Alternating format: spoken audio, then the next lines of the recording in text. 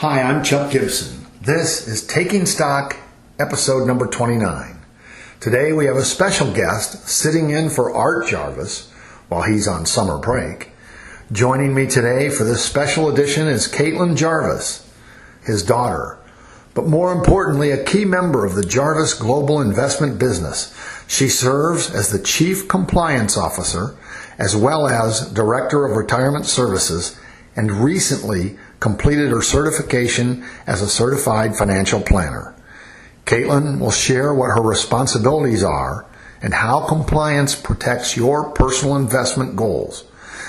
I'm pleased now to welcome our special guest, Katelyn Jarvis, to this edition of Taking Stock. So welcome, Katelyn Jarvis. I have been so excited. This is like the special episode, Taking Stock, episode 29, with our special guest, Katelyn Jarvis. So thank you for joining us today. Thank you for having me. I'm excited to be here. Well, and that's great. And we're going to talk about compliance because, as I just said in the introduction, the Chief Compliance Officer, and then what did you say, Director of Retirement Services. And Director of Retirement Services. So I want to make sure we got that right. But we're going to talk about compliance.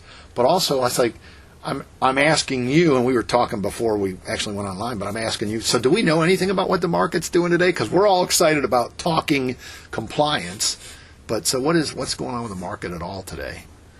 Yeah, well, right before I got here, I saw that Powell issued a statement that we can't keep interest rates too high for too long because it will mute economic growth. So I'm sure people are excited to hear that, and we could see it reflected in the market.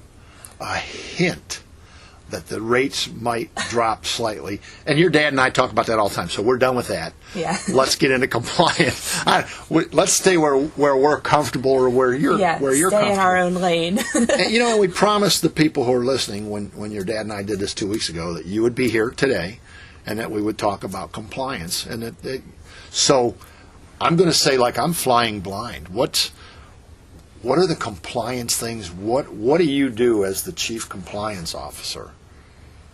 Well, since we are a small business, I have many responsibilities. It could be from doing my compliance duties, or it could be picking up the dry cleaning. I love that. But I would say that what it all boils down to under compliance is fulfilling our fiduciary duty to our clients, which means just putting the needs of our clients above all else. And how I do that is I update our compliance manual to make sure it's following the laws and regulations. I create policies and procedures to make sure that we're doing everything to follow those laws and regulations. And then I also do lots of audits to make sure that we're complying on an ongoing basis. So, yeah. So those are like the specific duties of the Chief Compliance Officer. For you, I'm glad you said the word, fiduciary. Yeah. Which to me that translates as, the I lost my one. So the financial advisor whose job it is to take care of the investor. If you are a fiduciary, your commitment is number one first to the investor. So I'm glad you said fiduciary and the compliance. What are some of the things that, the regulations that would separate a true fiduciary like Jarvis Global Investments versus others who are, financial consultants in a different way that aren't truly a fiduciary? What are some of the things that separate, and what are those compliance issues that fall in line with that? Well, I guess the main one would be, like, when we're choosing investments for our clients, we need to make sure that they are suitable to the client, and that is always the first option. Like, we don't get paid, compensation for recommending certain investments, but some people do. And so that's like a place where you might be influenced to not provide something that is actually beneficial to the client, but we don't really deal with that. Yeah. So really it's just making sure that you understand your client, know what sort of investments that they need in their portfolio to achieve their goals, and making sure that we are providing those recommendations to them. You know, I was thinking, I do this to your dad all the time, so I always make comparisons and we get into these analogies. And as I was listening to that, I thought, well, that's the difference between your doctor, whoever, let's go primary care physician, whose responsibility it is to take care of you and your specific health issues, and not pay attention to the pharmaceutical rep that comes in trying to promote whatever the latest greatest drug is that you don't need. So as a fiduciary, whether there's great investment options out there that that Jarvis Global could make money off of by maybe convincing investors they should use that or do that. I mean, I don't know how that works, but that's what comes to my mind. It's I think that's a great analogy. Yeah. Like, for someone who may not be familiar with finance and investing, I feel like that's a really good way of describing it so that they might understand it too.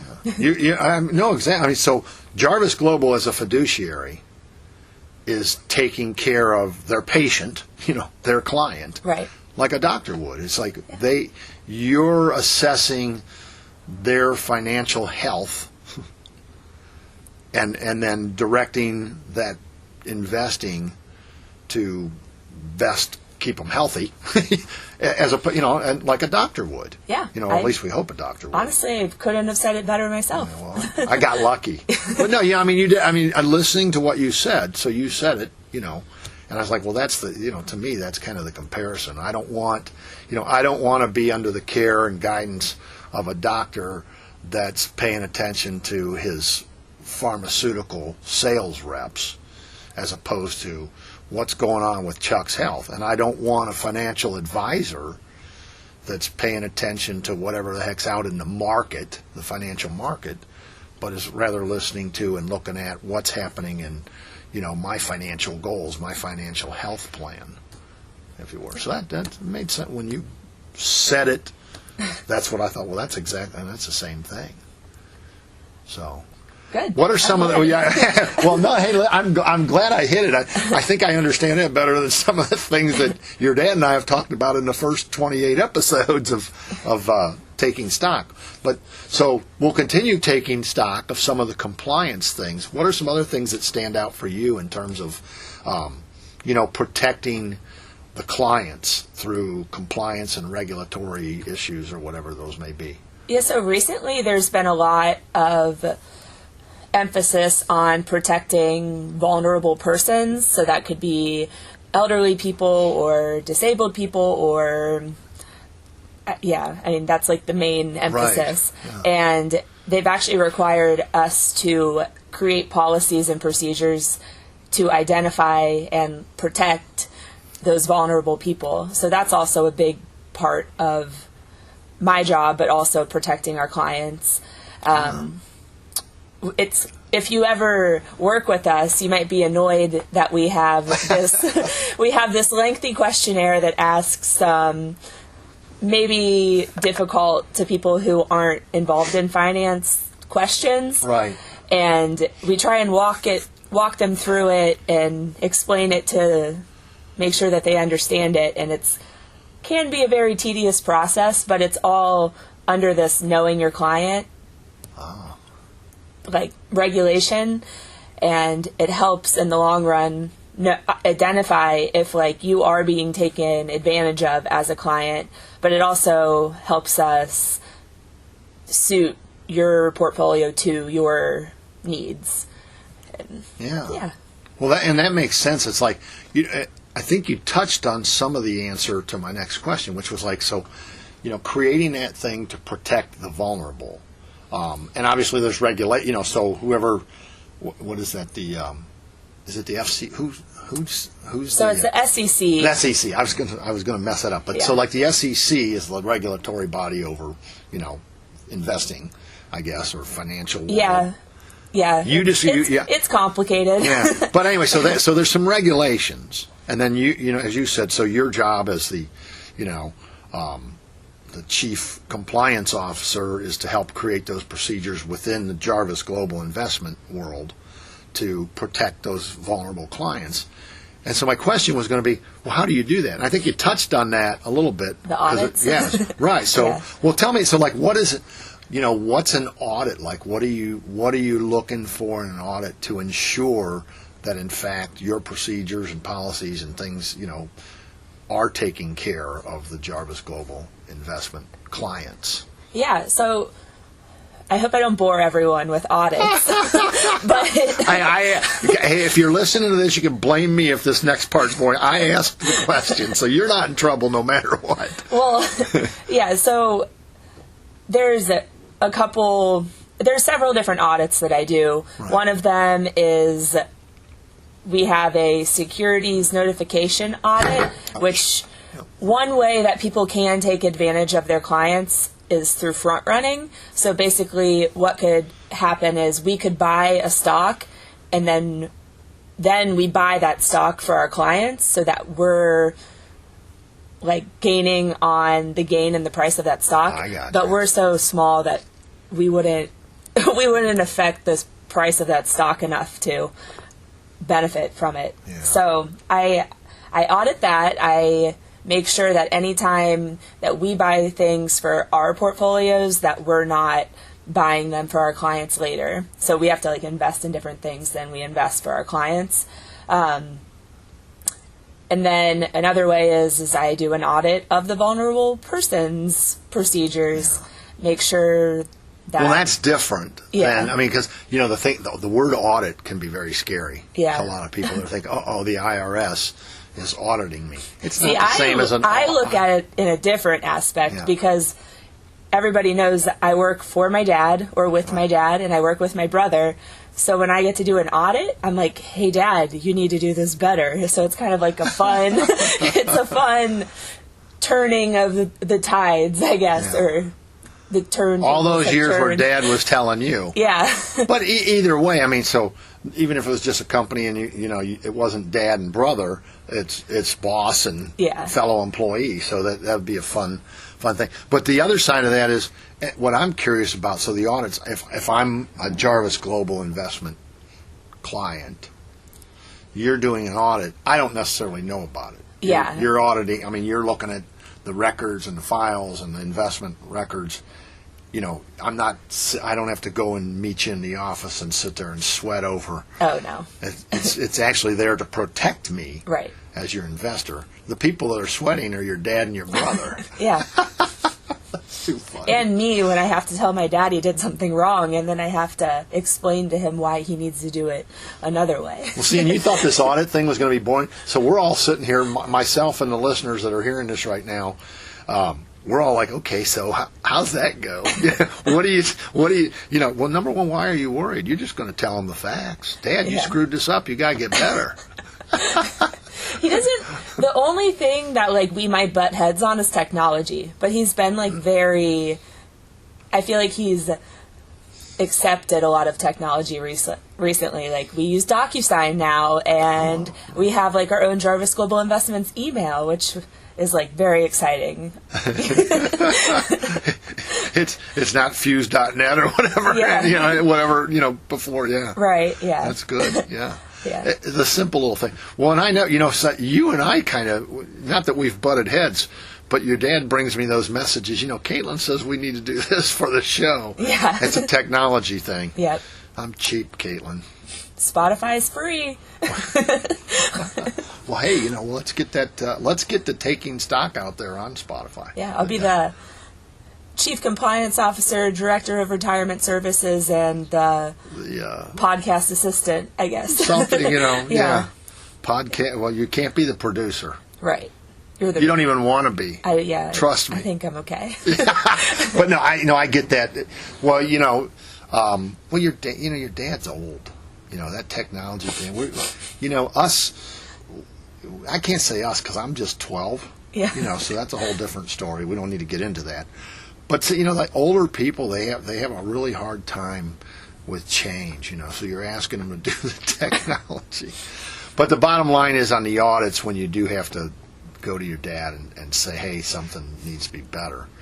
But you haven't, just to be clear for the listeners, Jarvis Global Investments hasn't had like non-compliance issues. You're not finding those kinds of things. You're just seeing things that... Yeah, the only time I have audit findings is like with technology, where I'm like, hey, we probably could update our firewall, or like, yeah. Wow, that's an interesting piece too. I don't want to get us in trouble, but you're not really, clients aren't being exposed. No. Yeah, so that's the bottom line there. Well, what are some more compliance regulations that come to mind for you that that you're always keeping a watch over to protect the clients? I would say another big one right now is like the marketing material ruling. They've sort of made some change. That when I say they, I mean the SEC has made some changes recently to kind of modernize it, but also like continue to protect the consumer. In the past, you weren't even allowed to have any testimonials from clients, but now you can have some testimonials as long as it's disclosed, like whether they're actually a client or if you paid them for this testimonial. And so that's another audit that I have to do. Well, so the SEC is finally catching up with the rest of the world, because that's been like, as long as you disclose that this is a paid spokesperson versus an actual client story or whatever, they're catching up. That's been... It's nice, though, because... It's been decades old. So, not to get into the nitty-gritty too much, but the SEC is the national...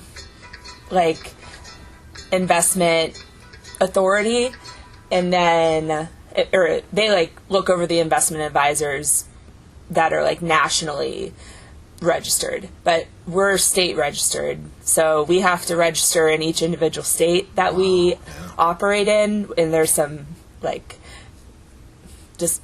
there's some rules where you don't have to register in some states, but anywho, we're mainly in Ohio and Kentucky and Florida now.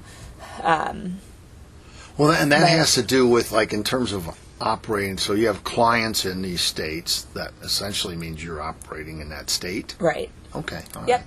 Yeah, and so different states can have some slightly different regulations or rules regarding how you. Yeah, and so when I talk about SEC rules, we follow the SEC rules, but we're not being audited or examined by the SEC. Right. Since we're not, it's if you're under $100 million in assets under management, or you have more, if you have clients in over 15 states. So.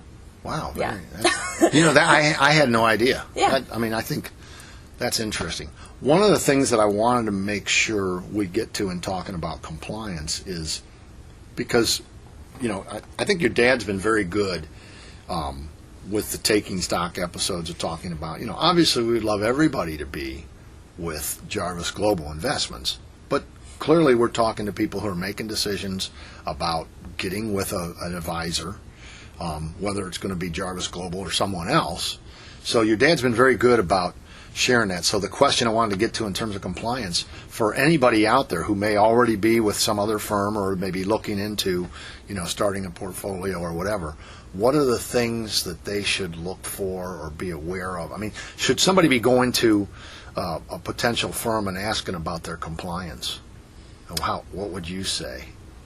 You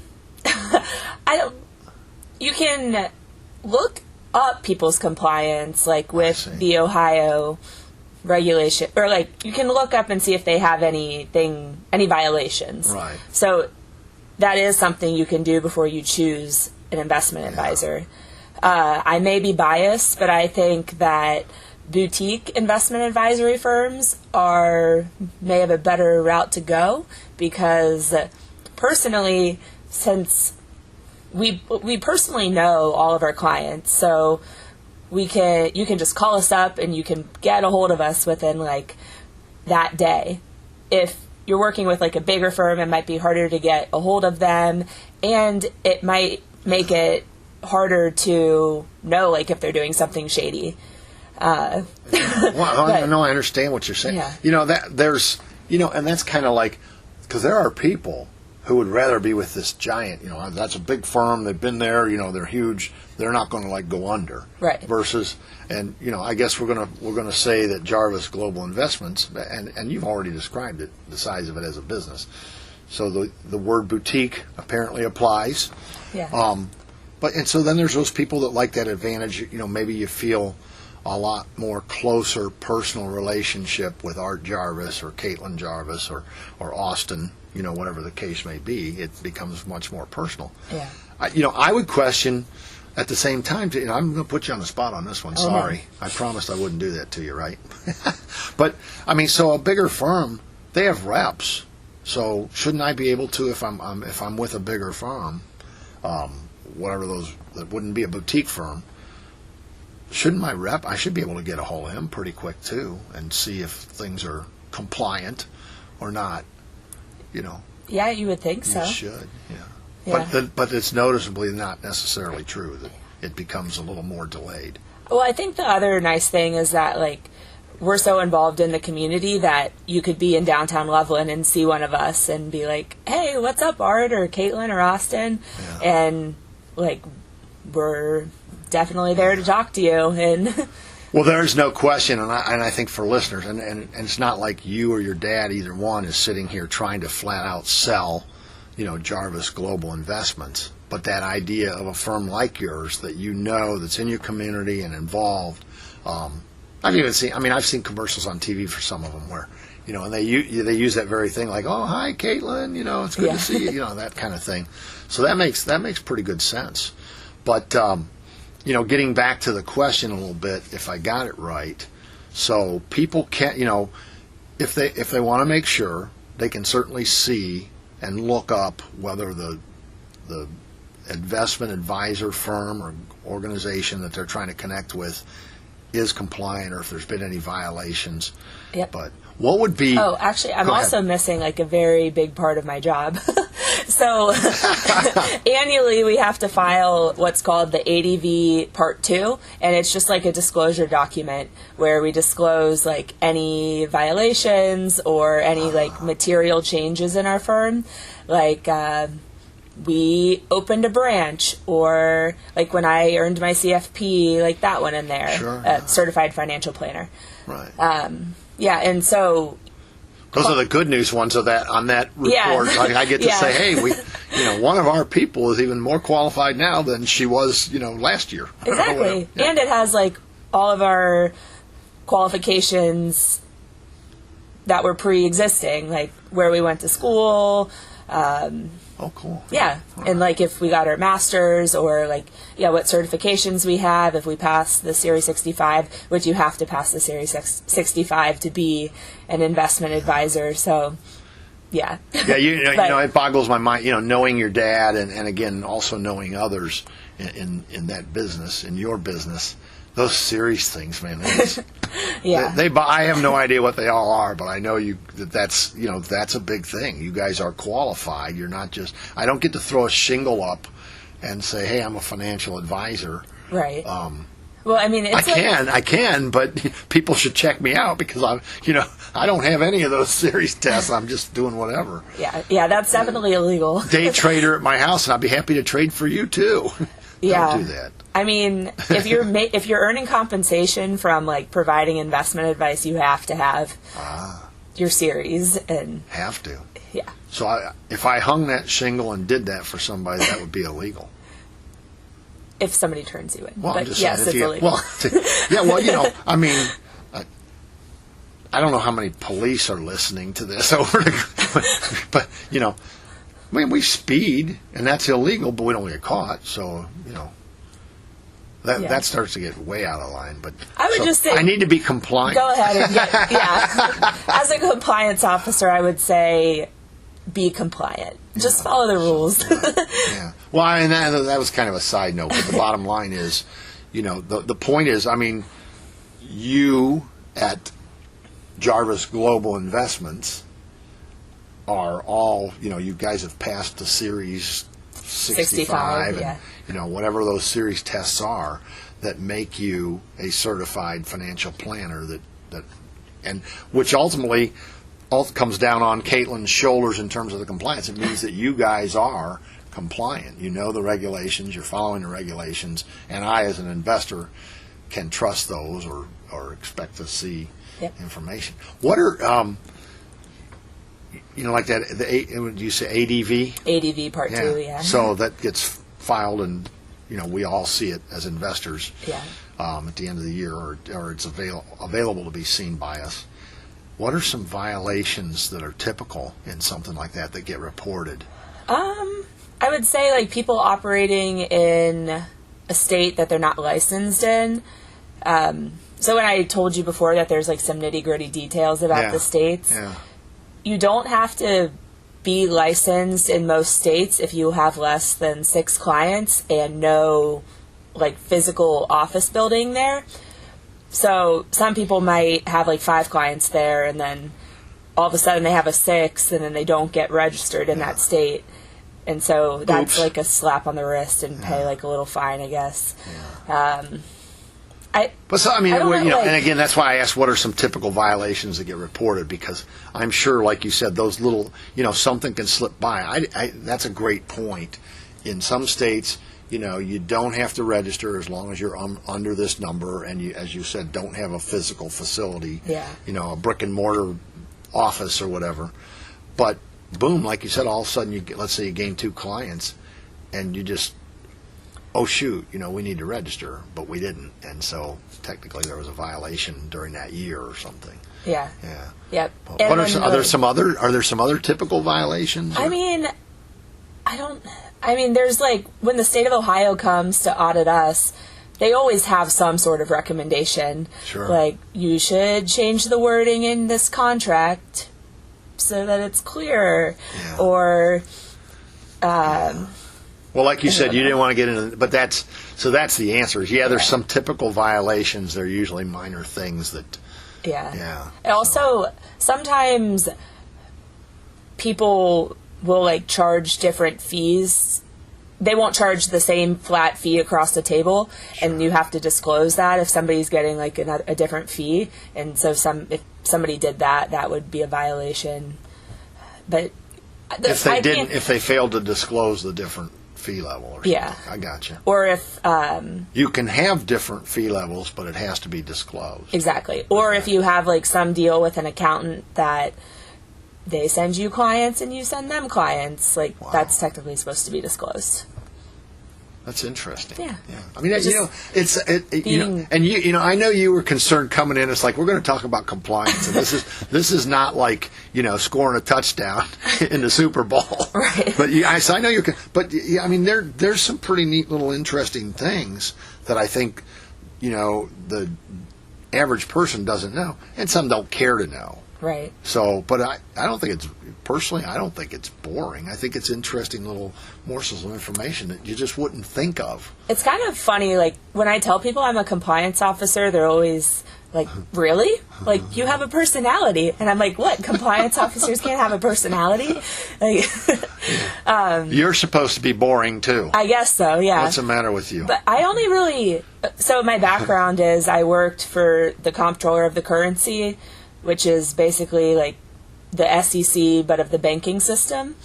And I would go into these banks, and people were shocked that I was like, I started working for the comptroller of the currency when I was 19 until I was like 20. Fresh out of college. Yeah, well, I interned there, and then I got offered a job after college, and then I quit in 2017.